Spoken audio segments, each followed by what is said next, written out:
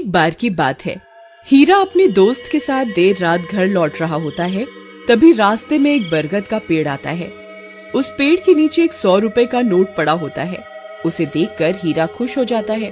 अरे वाह वाह वाह, आज तो लॉटरी लग गई। रामू भाई वो देखो 100 रुपए का नोट। फिर हीरा वो पैसे उठा लेता है। तभी उन्हें पेड़ में से अजीब सी आवाज आती है।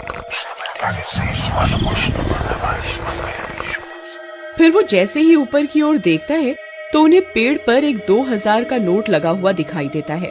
अरे रामू वो देख, इस पेड़ पर तो 2000 का नोट लगा हुआ है।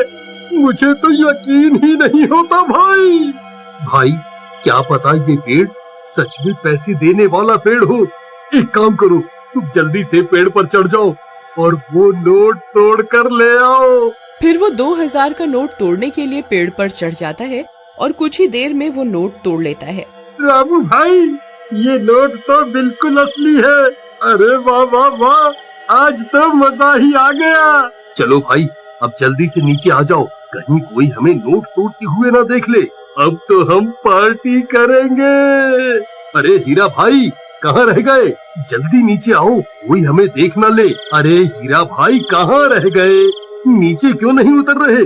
कहीं तुम अकेले ही इन 2000 रुपयों को हजम तो नहीं करना चाहते भाई? तभी हीरा के चीखने की आवाज आती है। अरे क्या हुआ भाई, सब ठीक तो है? अरे यार क्या करूं, ये तो दिखाई भी नहीं दे रहा। अरे भाई तुम ठीक तो हो? क्या करूं? हाँ, मुझे ही ऊपर जाकर देखना होगा ये आखिर माजरा क्या है। फिर रामू भी पेड़ पर चढ़ने लगता है। तभी पेड़ से किसी के गुर्राने की आवाज आती है। रामू वहीं रुक जाता है। आई मम्मी, ये कैसी आवाज है? अरे कमबख्त हीरा, ये कैसी डरावनी आवाजें निकाल रहा है। मुझे पता है तू अकेला ही इन 2000 रुपयों को हजम करना चाहता है। आई मम्मी, कौन है भाई? अरे हीरा तेरा नाश मिटे कमबख्त, तुझे क्या लगता है तू मुझे यूं डरा कर 2000 रुपए हजम कर जाएगा? मैं अपने हिस्से के पैसे नहीं छोड़ूंगा। हाँ। फिर डर के मारे रामू वहाँ से भाग जाता है। अरे मर गया रे, भागो रे। सुबह होने पर रामू सीधा हीरा के घर हिस्से के पैसे लेने पहुँच जाता है। ए हीरा दरवाजा खोल, मैं अपने हिस्से के पैसे लेने आ गया। चल जल्दी मेरे पैसे निकाल। फिर हीरा की पत्नी दरवाजा खोलती है। रामू भैया आप, अच्छा हुआ आप आ गए। ये कल रात से घर पर नहीं लौटे, मुझे बहुत फिक्र हो रही है। आप कुछ कीजिए ना। कहीं ये कमबख्त सारे पैसे लुटाने के लिए शहर तो नहीं निकल गया?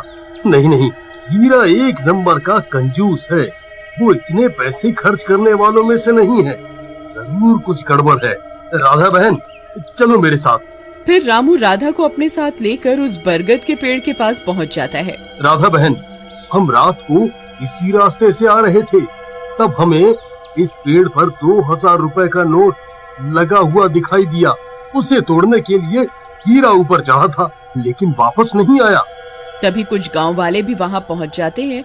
फिर रामू सबको पैसों की बात बताता है। अरे भाई हरिया, जरा पेड़ पर चढ़कर तो देख, हीरा भाई वहाँ है या नहीं? फिर हरिया पेड़ पर चढ़ जाता है और बहुत देर ढूंढने पर भी उसे हीरा का कोई नामो निशान नहीं मिलता। भाई यहाँ ऊपर कोई आदमी नहीं है। ये कैसे हो सकता है?